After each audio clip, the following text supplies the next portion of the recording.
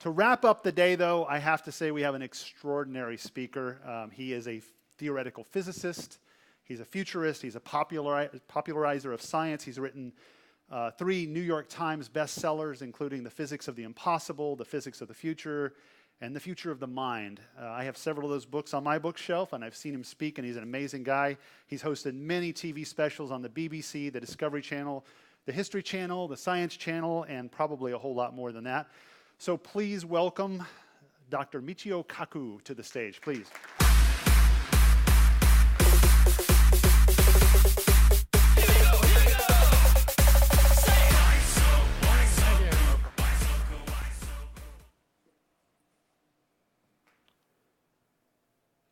Well, after such a great introduction, I can't wait to hear the speaker myself. First of all, I have a confession to make. Sometimes all these honors and accolades can backfire on you. Recently, New York Magazine had a contest. Who are the 100 smartest people in New York? So I'm proud to say I made the list. However, in all fairness, I have to admit that Madonna also made that same list. And next year, they tell me that Lady Gaga is going to push me off the list entirely. Now, today, I'm going to give you a very short guided tour of one aspect of the future. Now, of course, it's very dangerous to make predictions about the future. Let me quote from that great philosopher of the Western world, Yogi Berra. Yogi Berra once said, quote, "Prediction is awfully hard to do, especially if it's about the future." And he was famous for saying that on the road to the future, if you encounter a fork in the road, be sure to take it. Well, today I'm a physicist, and you may say to yourself, what does a physicist have to say about your future? Well, we physicists like to invent things. We invented the transistor. We invented the laser. We helped to assemble the internet. We wrote the World Wide Web. The World Wide Web was written by a physicist to keep track of subatomic particles.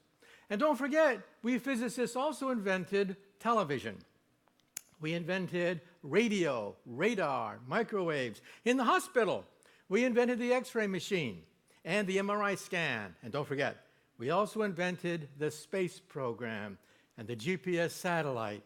So we physicists pretty much invented most of the 20th century.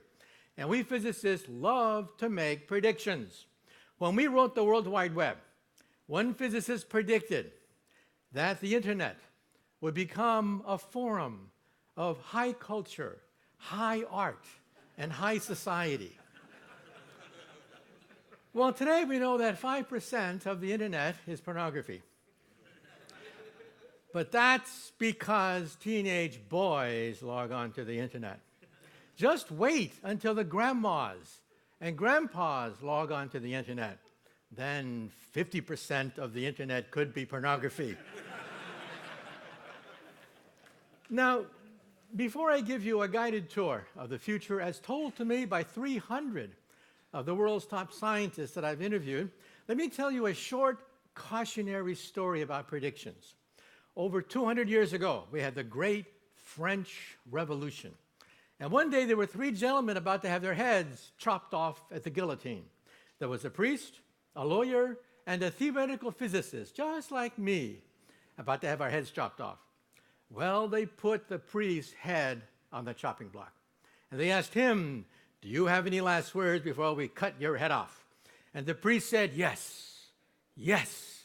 He said, God from above shall set me free." Well, all eyes were on the blade. They raised the blade. The blade came down, swish, and stopped right before it hit the neck of the priest. The crowd gasped. They had never seen this before. So the crowd chanted, "Let the priest go. Today, God has spoken." And now let's see about the lawyer. Yes, they put the lawyer's head in the chopping block. And they asked him, "Do you have any last words?" And he said, "Yes, maybe the spirit of justice. Justice shall set me free." Well, all eyes were on the blade. They raised the blade. The blade came down, swish, and stopped right before it hit the neck of the lawyer. This time, there was dancing in the streets of Paris. People were saying, today, God has spoken. Justice and mercy have spoken. And now let's see about that theoretical physicist. Well, they put the physicist's head on the chopping block. And they asked him, do you have any last words? And he said, yes. Yes, I have some last words. And he said, I don't know too much about God. And I know even less about the law.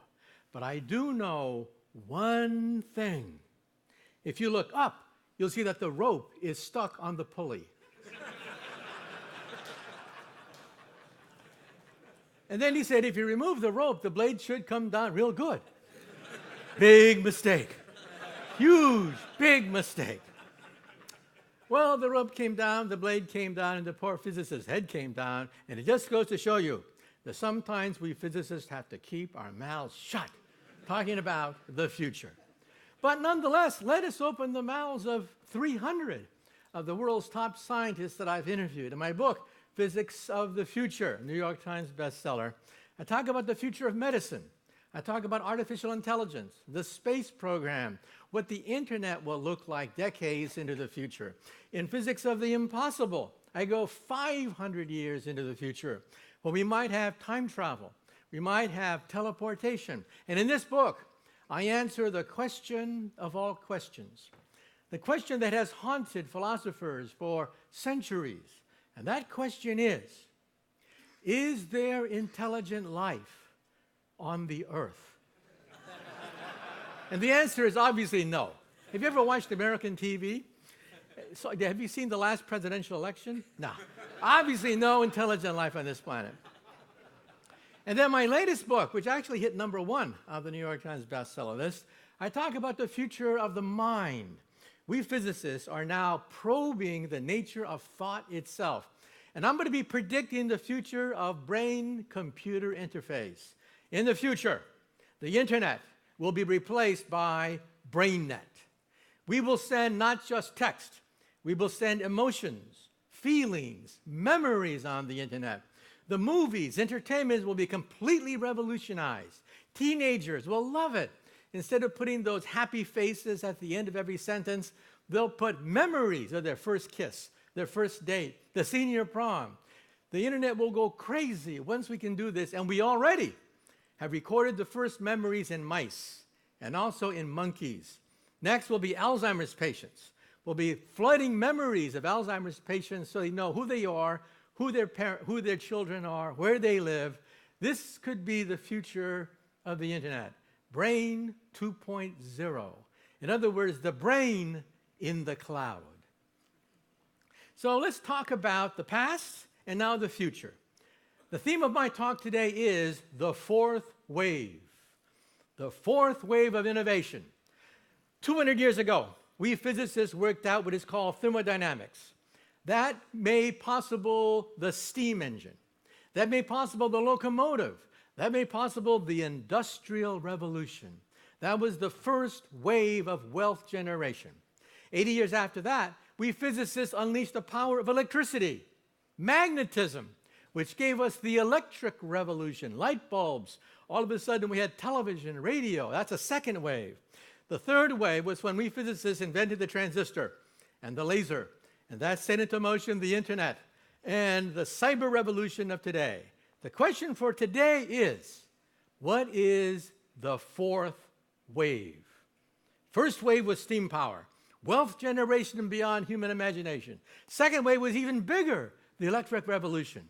The third wave is huge, and that's the cyber revolution of today. What is the fourth revolution?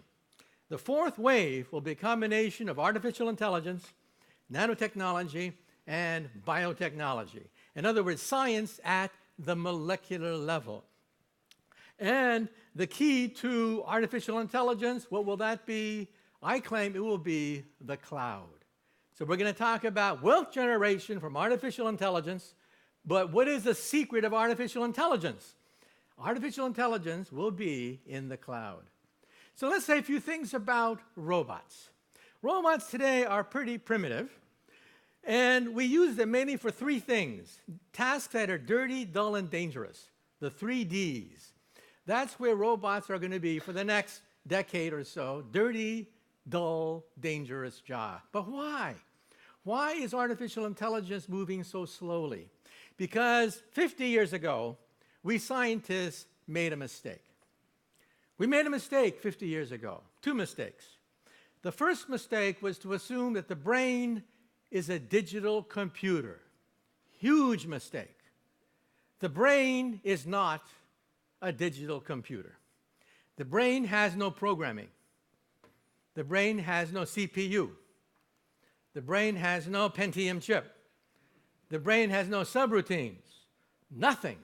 The brain doesn't resemble anything like a digital computer. Digital computers are basically adding machines. 50 years ago, we made that mistake. And we're now just beginning to rectify it just in the last 2-3 years. We now know the brain is a learning machine. It is a neural network. It rewires itself after learning every task. Your laptop today is just as stupid as it was yesterday. It's just as stupid as it was last year. Your laptop never learns anything.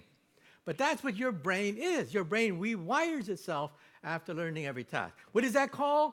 We call it now deep learning.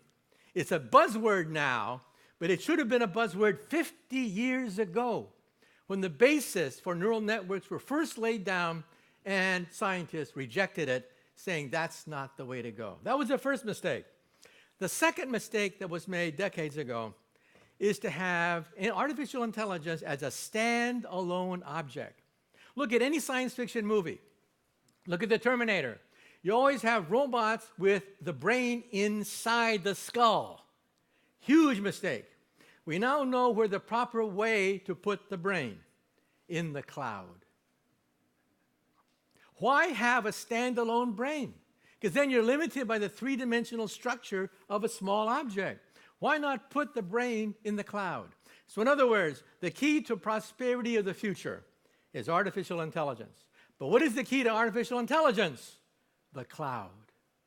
Intelligence will be in the cloud. In fact, I predict that one day the field of artificial intelligence, which is so primitive today, will be bigger than the automobile industry of today. Think about that. In fact, the automobile will become a robot. You'll talk to it. You'll argue with it. You'll argue about the best trajectory to take, going from point A to point B.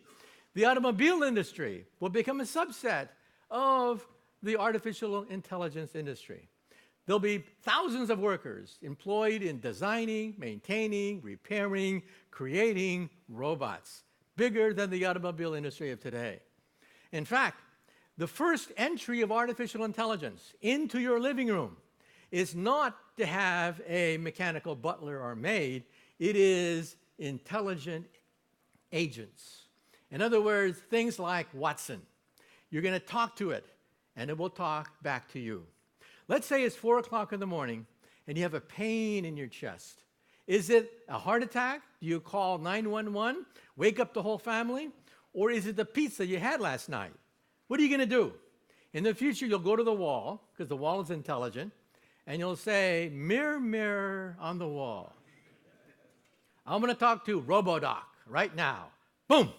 RoboDoc appears in your wallpaper or your wristwatch. You talk to it in plain English. It accesses the entire internet to give you sound medical advice at 4 o'clock in the morning. You will talk to expert systems. Let's say you're in a car accident and you got to talk to a lawyer real fast. What do? You talk to your wristwatch and you talk to RoboLawyer. RoboLawyer accesses all the local laws, all the local jurisprudence in an area, and gives you sound legal advice. And this, of course, is going to change the job market as well. Certain people will lose their job. The bad news is people like paralegals will lose their job. Jobs that are repetitive, jobs that you repeat yourself over and over again, like, sewing, like automobile work, those jobs are doomed. But I'll tell you the really bad news. The really bad news is that in the future, we will have lawyers. This is, I hate to think about it. But it's true. Why? Because robots cannot interface with humans that well. Only lawyers can argue to a judge. Only lawyers can argue to a jury. Only lawyers understand changing mores and changing ethical standards. That's why we're going to have people with jobs in the future. And I'll say a few things about the jobs of the future in a moment. Now, what's happening today is, of course, people are interested in virtual reality, but virtual reality is mainly for children. You put on goggles and see a cartoon. Eventually, professionals will begin to use virtual reality. You'll have virtual meetings. Astronauts will use this to train. People will begin to see more than just virtual reality for children. And eventually, we'll combine virtual reality with augmented reality. So all of a sudden, adults can take advantage of this. So scientists will see the DNA molecule right in front of their eyes. If you're designing a car, you'll see the image of the car you're designing. You're an artist. You'll be able to conjure up all sorts of three-dimensional works of art. In other words, we are going to live in a combination of virtual reality and augmented reality. Chips will cost a penny in the future. In fact, the word computer will disappear from the English language. We will no longer say the word computer because we will simply look and conjure up any image we want. Now, the military, they're the ones who created the internet. It was not Al Gore. DARPA created the internet. DARPA also created NASA, by the way. I didn't know that till I looked it up. DARPA is already experimenting with brain-computer interface. DARPA has already put all of the internet in an eyepiece. You simply blink on the battlefield and you are online. In fact, that's how the average person will interact with the internet. You will blink and you will be online. And who were the first people to buy internet contact lenses? College students taking final examinations. They will blink and see all the answers to my exams right there in their contact lens. Periodic chart? No problem. You simply blink, okay? And there you have it. This is going to revolutionize education. We will no longer be able to quiz students on the basis of memorizing the parts of a flower, memorizing all the species that exist, memorizing the periodic chart of elements. We're going to have to emphasize concepts, principles like evolution, rather than memorizing all the parts of a flower. So we're going to have instantaneous access to information. It'll be like living in the holodeck of Star Trek. We'll be able to conjure up imaginary environments, manipulate useful information. And your car will also become a robot. You will talk to your car, and you will not buy a car in the future. Why won't you buy a car in the future? Because your car sits in the garage most of the time doing nothing, wasting money. In the future, the car will park itself. You'll simply talk to your wristwatch, call for the car comes from wherever garage it is. You'll drive, and afterwards you'll say to the car, park yourself. The car parks itself. Afterwards, you call for the car and go home, and then you tell the car, park yourself. So in the future, cars will drive themselves. That's going to revolutionize the car insurance industry. The insurance industry is already trembling because this is going to revolutionize the way we judge insurance rates. And second of all, like I said before, people are not going to buy a car. They'll simply lease it and only use it during those hours that they actually need the car. And the car itself will become a robot. You'll argue with it. You'll talk to it. It'll have a personality of its own. And now the next step is to connect the brain directly to your car. This is my colleague, Stephen Hawking. He is totally paralyzed, of course, but look at his right frame. He no longer can use his vocal cords. So how does he communicate with the world? He thinks. He thinks, the thoughts are converted to radio, radio goes to a laptop, and that's how he communicates with the world today.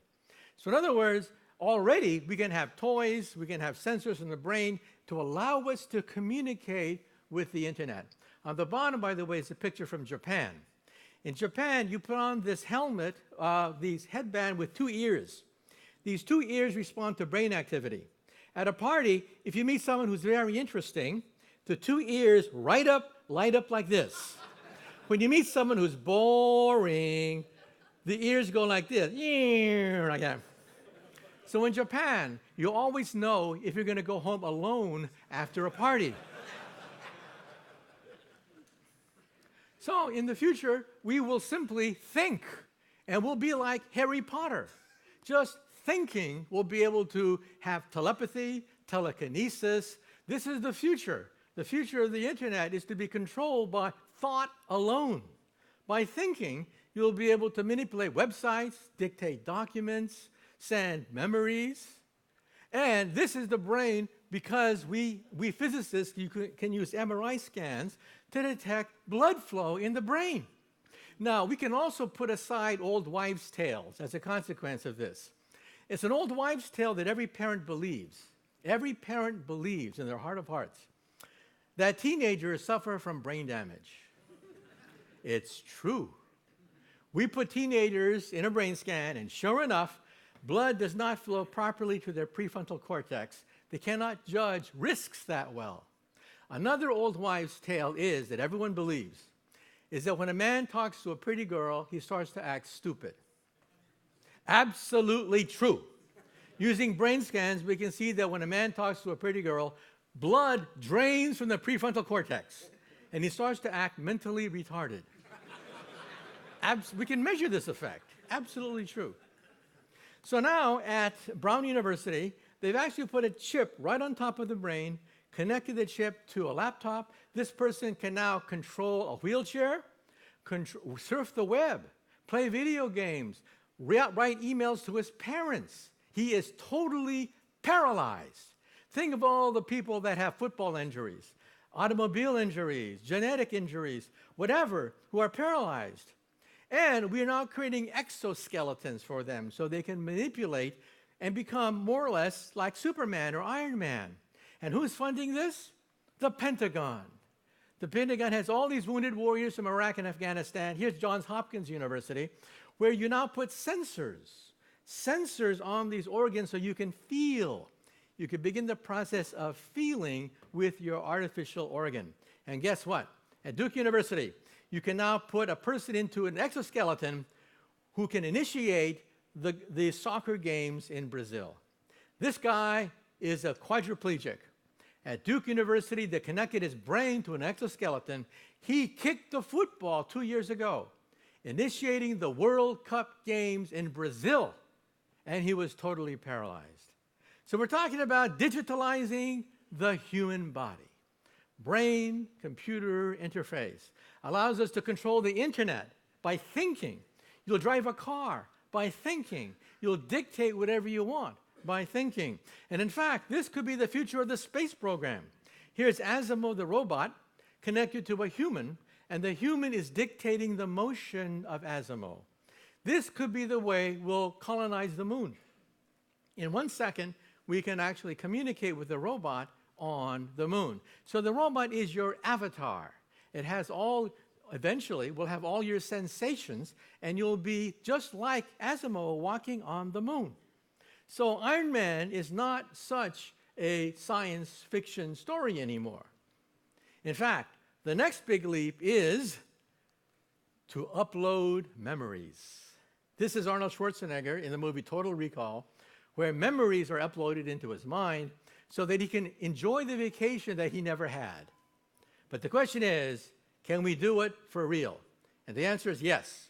2 years ago at Wake Forest University, also University of Southern California, they took mice, connected the hippocampus here to electrodes, measured the sensations going across the hippocampus, recorded a memory, played it back a few months later, and boom, the mouse remembered. This is incredible. We can now record simple memories. And now we're doing it with monkeys, recording simple memories in monkeys. And this means that eventually we'll have a brain chip.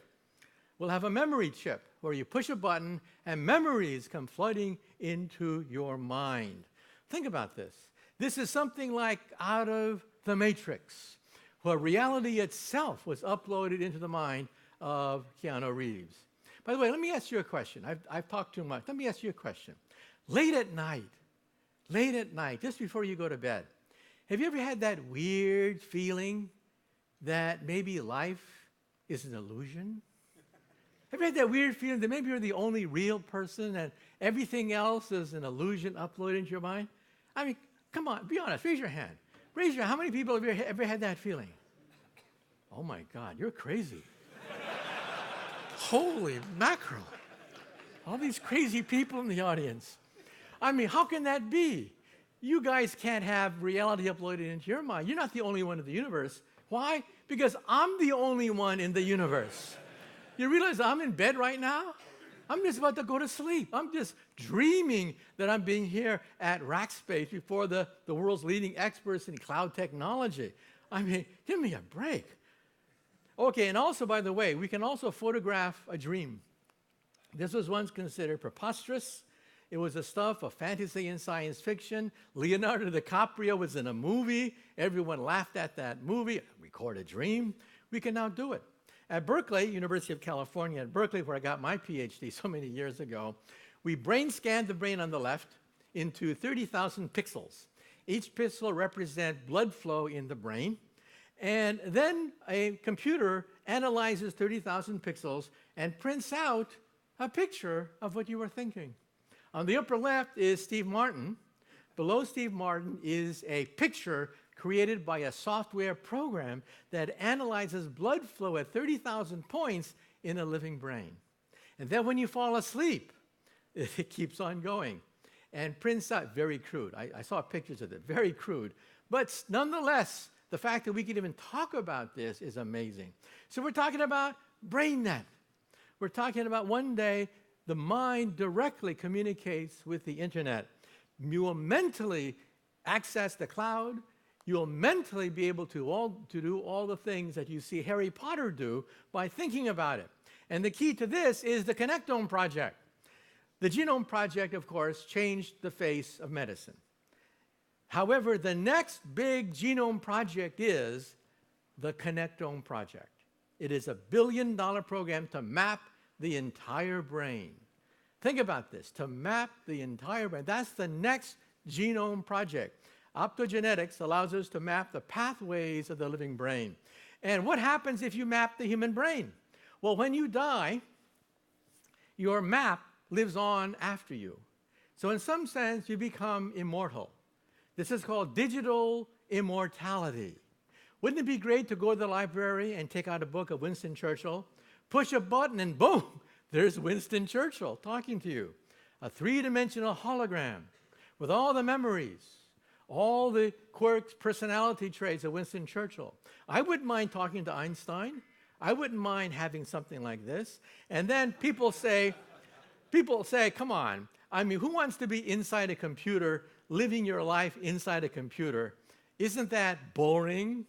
Well, again, just like Asimov, what happens if you connect your mind in the cloud? You are now in the cloud, and you control an avatar who's perfect, superhuman abilities, gorgeous, muscles, whatever you want. This could be the future, because when we digitalize the brain, it means that perhaps one day we will have you inside the cloud. Well, in conclusion, let me just summarize that we're talking about brain-computer interface, we're talking about BrainNet, the Connectome Project, and digital immortality. And the key to this is the cloud, because the fourth wave will be artificial intelligence. And the key to artificial intelligence is to put it in the cloud. Now, let me also say, let me close now. When I was a child, years ago, I had a role model. My role model was Albert Einstein. And let me tell you my favorite Einstein story. When Einstein was an old man, he was tired of giving the same talk over and over again. So one day his chauffeur came up to him, and the chauffeur said, "Professor, I'm really a part-time actor. I've heard your speech so many times, I've memorized it. So why don't we switch places? I will put on a mustache, I will put on a wig, I will be the great Einstein, and you can put on my jacket and be my chauffeur. So Einstein loved the joke, so they switched places. This went along famously until one day, a mathematician in the back asked a very difficult question. And Einstein thought, oh, the game is up. But then the chauffeur said, that question is so elementary that even my chauffeur here can answer it for you. Thank you very much. You've been a great audience. Thank you very much. Thank you. And I should also point that after this, I'll be signing books. And after I sign your book, you can go to eBay and auction it off for money. So you can make some money after today's talk. Thank you so much, Dr. Kaku. Right. Thank you very much. Another round of applause for Dr. Kaku. Great. Thanks. Thank you so much. Uh-huh.